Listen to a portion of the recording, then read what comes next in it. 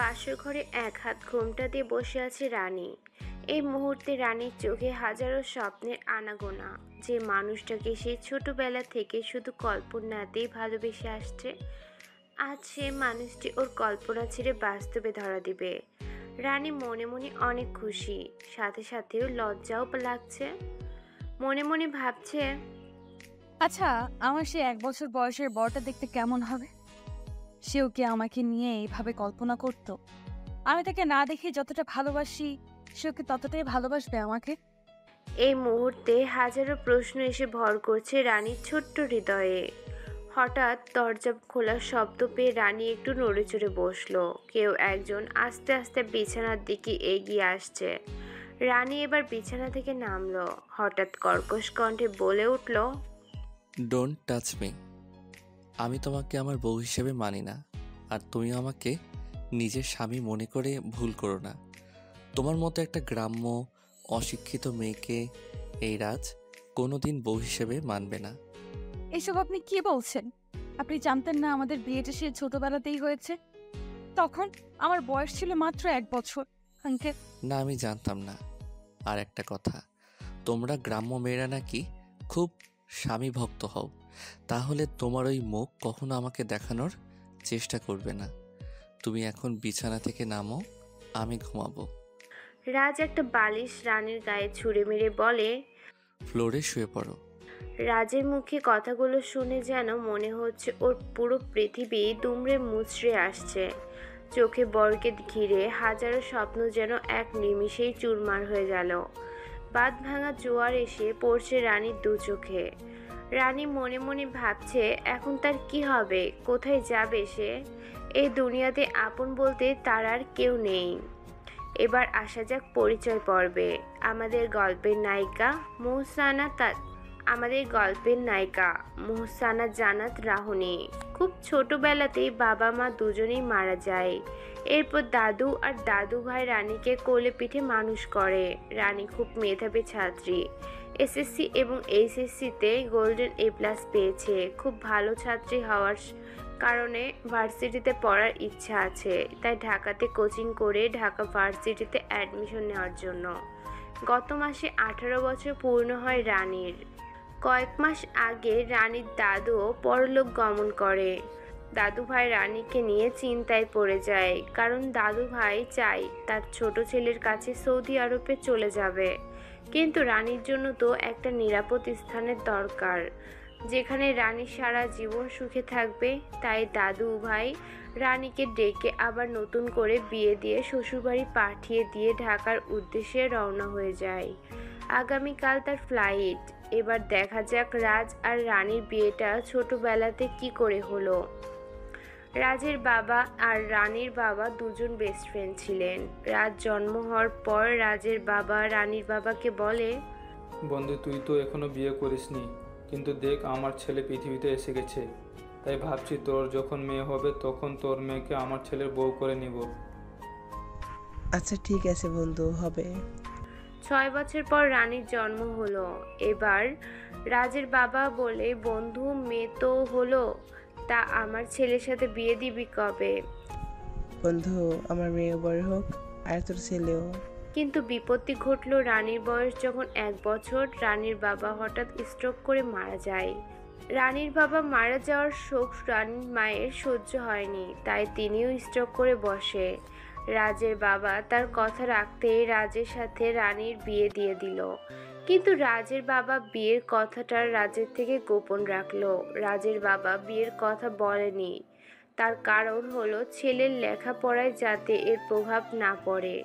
রানী একটু বড় হলেই দাদু রানীকে তার বিয়ের কথা তাকে বলে দেয়। রাজ ঢাকা ভার্সিটি থেকে গ্র্যাজুয়েশন কমপ্লিট করে ঢাকা ভার্সিটিতে প্রফেসর হিসেবে জয়েন করে। এদিকে রানী ফ্লোরে একটা পাটি বিছিয়ে বসে রইল আর অপেক্ষা করতে লাগলো কখন সকাল হবে। ফজরের আজান হলে রানী রাজ আর ওর বাবাকে দুটো চিঠি লিখে বইয়ের সাজ ছেড়ে ফ্রেশ হয়ে কিছু না নিয়েই বেরিয়ে পড়ল ঢাকার উদ্দেশ্যে। সকালবেলা রাজের বাবার ঘুম ভাঙতে বালিশের ফজরের আজান হলে রাজ আর ওর বাবাকে দুটো চিঠি লিখে বইয়ের স্বাদ ছেড়ে ফ্রেশ হয়ে কিছু না নিয়েই বেরিয়ে পড়ল ঢাকার উদ্দেশ্যে। সকালবেলা রাজের বাবার ঘুম ভাঙতেই বালিশের পাশে দেখতে পেল একটা কাগজ। তিনি কাগজটা খুলে দেখল একটা চিঠি। আঙ্কেল, আমি ছোটবেলা থেকেই একটা অভাগী মেয়ে, সেটা আপনিও জানেন। ভেবেছিলাম শ্বশুরবাড়িতে আসলে বাবা মা বোন পাবো, কিন্তু পোড়া কপালে সেই সব বোধহয় নেই। গতরাতে আপনার ছেলে পরিষ্কার করে জানিয়ে দিল যে সে আমাকে কোনোদিন বউ হিসেবে মানতে পারবে না। তার উপর দিব্যি দিয়েছে তাকে যেন মুখ না দেখাই। এখন আপনি বলেন আমি কি করে আপনার বাড়িতে থাকি? ভুলটা আপনিই করেছেন আঙ্কেল, বিয়ের কথাটা আপনার ছেলেকে না জানিয়ে। যাই হোক, আমার কপালে হয়তো এটাই লেখা ছিল। আমি ফিরে যাচ্ছি আমার গন্তব্যে। আপনি আমার জন্য চিন্তা করবেন না। ইতি, রানী। চিঠিটা পড়ে রাজের বাবা চোখ থেকে দুফোঁটা জল ঝরিয়ে চলে আসলো রাজের রুমে। এসে রাজের পাশে বসে রাজের মাথায় হাত রাখলো। রাজের ঘুম ভেঙে যায়। বাবা, তুমি এত সকালবেলা আমার রুমে, কিছু বলবে? তুই কাল বোমার সাথে কি করছিস? আমি তো কিছু করিনি। তাহলে সে চলে গেল কেন? চলে গেছে? ভালোই হলো, আপদ বিদায় হলো। বাবা এবার রেগে গিয়ে বলে, রাজ, তাহলে তুমি কি চাও? বাবা, তোমার কি মনে হয় না আমি এতটা শিক্ষিত একটা ছেলে, ভার্সিটির টিচার, আমার বউ কিনা গ্রামের অশিক্ষিত একটা মেয়ে? এটা আমি কিছুতেই মেনে নিতে পারবো না। বলেই চলে গেল। রাজও তার বালিশের পাশে একটা চিঠি পেল। চিঠিটা খুলে পড়তে শুরু করলো। নাম না জানা বর, প্রত্যেকটা মেয়ের জীবনে বিয়ে নিয়ে অনেক স্বপ্ন থাকে। আমিও তার ব্যতিক্রম নই। তার উপর ছোটবেলা থেকে জেনে এসেছি আমি বিবাহিতা। একটু একটু করে আপনার জন্য আমার হৃদয়ে ভালোবাসায় একটা বাগান তৈরি করেছি। মনে মনে আপনাকে নিয়ে তৈরি করেছি ছোট্ট সুখের একটা ঘর। ভেবেছিলাম সেখানে ভালোবাসায় কোনো কমতি থাকবে না, কিন্তু আপনি তা এক নিমেষেই অলীক স্বপ্নে পরিণত করে দিলেন। ভেঙে চুরমার করে দিলেন সমস্ত আশা আকাঙ্ক্ষা। কখনো ভাবতেও পারিনি আপনি আমার জীবনটাকে এইভাবে এলোমেলো করে দিবেন। তবুও আমি আপনার বাড়িতে থেকে যেতাম, কারণ আমার যে যাওয়ার আর কোনো জায়গা নেই। কিন্তু আপনার দিব্যি শুনে আর থাকা সম্ভব হলো না। আমি চলে যাচ্ছি আপনার জীবন থেকে। জানি আপনি খুশি হবেন, আর এটাও জানি আপনি আমাকে খোঁজার চেষ্টাও করবেন না। ভালো থাকবেন। ইতি, অজানা আগন্তুক। রাজ চিঠিটা পড়ে টেবিলের ভাঁজে রেখে দিল। এদিকে সকাল সকাল বাড়ির বউ চলে যাওয়াতে রাজের মা আর বোন রাইসা রানীকে নিয়ে বাজে বাজে মন্তব্য করতে শুরু করলো। আমি তোমাকে আগেই বলেছিলাম, যে মেয়ের বাবা মা থাকে না সে মেয়ে কোনোদিন ভালো হতে পারে না। কাউকে কিছু না বলে এভাবে কি করে চলে যেতে পারে? এবার হলো তো আমাদের মান সম্মান খোয়ালো। বাবা, প্রথমে এই মেয়েকে আমার মোটেও সুবিধার মনে হয়নি। এবার তুমি খুশি হয়েছো তো? কি প্রয়োজন ছিল এমন একটা মেয়েকে ভাইয়ের বউ করে আনার? দেখো, এই মেয়ের সাথে বিয়েটা কিন্তু 17 বছর আগে হয়েছিল। কই, তখন তো তোমাদের কোনো আপত্তি ছিল না, তাহলে এখন কেন? বাবা মা আর বোনের চিল্লাচিল্লি শুনে রাজ বেরিয়ে আসলো। সকাল সকাল তোমাদের সবার কি হলো? তোর বউ চলে গেছে আর তুই নিশ্চিন্তে আছিস কি করে? কারণ ওকে আমি চলে যেতে বলছি। কেন চলে যেতে বললি?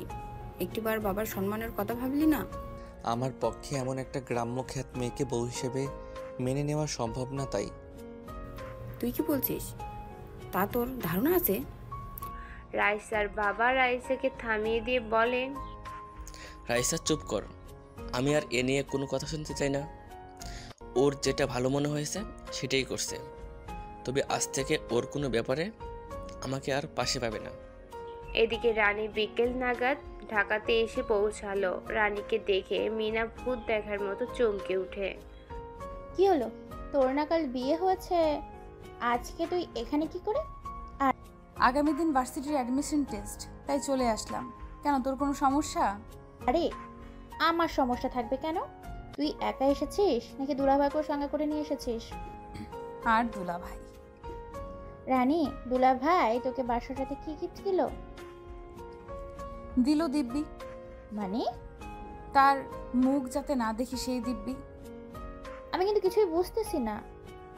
তোকে এত কিছু বুঝতে হবে না। কাল থেকে কিছু খাইনি, খাবার থাকলে খেতে দে, খুব ক্ষুধা লেগেছে। তুই ফ্রেশ হয়ে আয়, আমি তোকে ভাত দিচ্ছি। রানী ফ্রেশ হয়ে এসে খেতে বসলো। এবার বল কি হয়েছে। রানী, সে আমাকে বউ হিসেবে মেনে নেয়নি। আমার মতো গ্রাম্য অশিক্ষিত মেয়েকে সে বউ হিসেবে মেনে নিতে পারবে না। কিছু বলার সুযোগটাই তো দেয়নি, বলবো কি করে। কিন্তু আমি ভাবছি এখন চলবো কি করে। দাদু ভাই চলে গেছে বিদেশে, এখন এই পেটটাকেও তো বাঁচিয়ে রাখতে হবে। বুদ্ধিটা মন্দ না। আচ্ছা তাই করব, বাদ দে, আমি একটু বিশ্রাম নিব। পরদিন রানী আর মিনা ভার্সিটির অ্যাডমিশন টেস্ট দিল। পরীক্ষা দুজনের খুব ভালো হয়েছে। দুজনেই বাসায় আসলো। খাওয়া দাওয়া শেষে দুজনে একটা ঘুম দিল। সন্ধ্যাবেলা রানী পুরুষের মতো সেজে মুখে মাস্ক আর মাথায় হেলমেট পরে বাইক নিয়ে বেরিয়ে পড়ল। রানী প্রথম সাওয়ারি ফোনে লোকেশন পাঠালো। রানী গিয়ে সেখানে উপস্থিত হলো। রানী কোনো কথা না বলে হেলমেট হাতে নিয়ে ইশারায় বাইকে বসতে বলল। রানীর প্রথম যাত্রী আর কেউ নয়, সে হলো ওরই স্বামী রাজ। রাজ বাইকে উঠে রানীর কোমরে হাত রাখলো। রানী কিছুটা চমকে উঠল। রানী বাইক চালিয়ে রাজের গন্তব্যে আসলো। এবার রানী মাথায় হেলমেটটা খুলতেই ওর চুলগুলো খুলে যায়। রাজ আশ্চর্য হয়ে জিজ্ঞেস করলো, আমি এত সময় তাহলে একজন লেডি বাইকারের সাথে এসেছি? কেন স্যার, আগে বুঝলে বুঝিয়ে আমার পেছনে উঠতেন না? আমি কি বাইক খারাপ চালাই? ঠিক সেটা না, আসলে খুব কৌতূহল হলো রাতের বেলাতে একা একটা মেয়ে বাইক নিয়ে রাস্তায় নামার কারণটা কি। রানী একটা দীর্ঘশ্বাস নিয়ে বলে, জি স্যার, আমার জীবনটা অন্যরকম হতে পারতো, কিন্তু স্বপ্নগুলো কেমন করে যেন ওলট পালট হয়ে গেল। আসলে স্যার, আমি অনাথ একটা মেয়ে। এত বড় পৃথিবীতে আমার আপন বলতে কেউ নেই। এখন নিজের পেটটাকেও তো চালিয়ে রাখতে হবে। আসি স্যার, ভালো থাকবেন, আসসালামু আলাইকুম। বলেই বাইক স্টার্ট দিয়ে চলে গেল। ওয়ালাইকুম আসসালাম। রাজ মনে মনে বলে, রঙের এই দুনিয়ায় আল্লাহ, তুই মানুষকে কতটা অসহায় করতে পারো। কেউ পেটের তাগিদে দিনরাত পরিশ্রম করে চলে, আবার কেউ 5 স্টার হোটেলে খেয়ে তৃপ্তির ঢেকুর তোলে। পরদিন সকালবেলা রাজ ভার্সিটিতে আসতেই দেখা হয়ে গেল রিশাদ আর রিয়ার সাথে। কি রে, নতুন বউকে ছেড়ে হঠাৎ ডাকাতে নাকি বউকেও নিয়ে এসেছিস? ফালতু কথা রাখো। আমি তো তোকে আগেই বলে গেছিলাম যে মেয়েকে বাবা আমার জন্য বউ করে আনছে, তাকে আমি কোনোদিন বউ হিসেবে মানব না। বন্ধু, তুমি ভুল করছো। বিয়েটা কিন্তু ছেলে খেলা নয়, একটা মেয়ের সারা জীবনের প্রশ্ন। বাদ দে রিয়া, তোমার সাথে আমার কিছু কথা আছে। চলো আমরা কোথাও গিয়ে বসি। ওকে চলো। তুই অফিস রুমে যা, আমি আসছি। এরপর রাজ আর রিয়া গিয়ে একটা বেঞ্চেতে বসলো। কি বলবে বলো। আসলে বলতে চেয়েছি রিয়া, তুমি কি আমাকে বিয়ে করবে? তোমার মাথাটা পুরো খারাপ হয়ে গেছে। রাজ, তুমি এখন বিবাহিত। গতকাল আঙ্কেল আমায় ফোন করেছিল, সবটা বলেছে।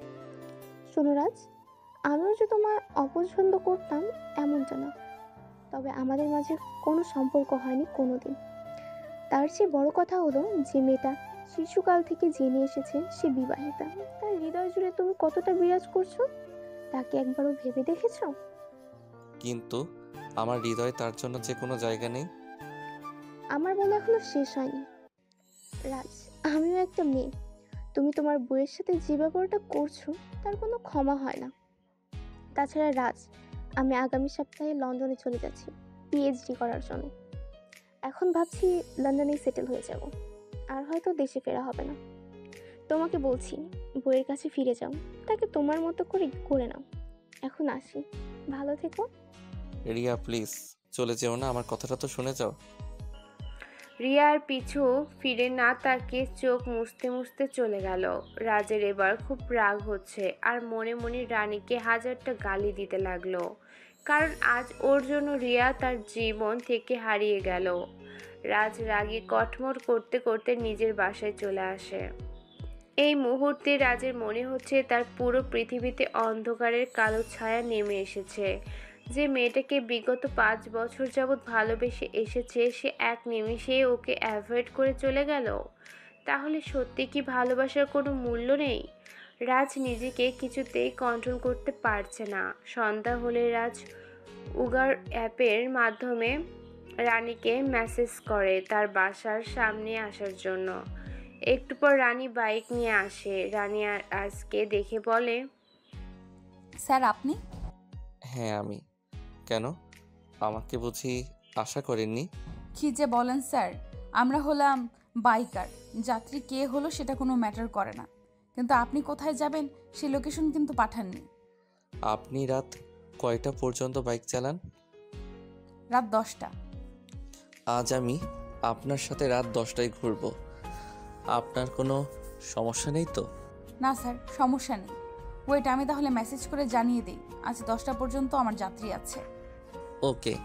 হয়ে গেছে, এবার এই হেলমেট পরে বাইকে বসুন।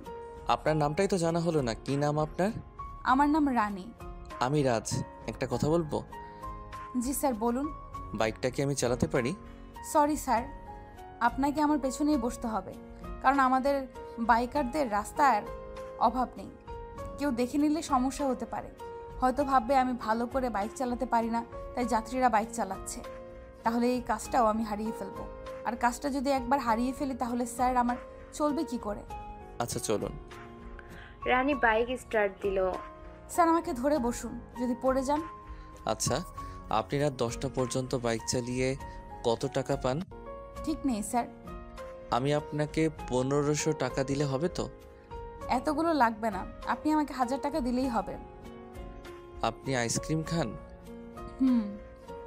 তবে মাঝে মধ্যে। কিন্তু কেন? সামনে একটা আইসক্রিমের দোকান দেখা যাচ্ছে, ওখানে বাইকটা থামান। রানী আইসক্রিমের দোকানের সামনেই বাইক থামালো। রাজ গিয়ে 2টো কোন আইসক্রিম কিনে আনলো।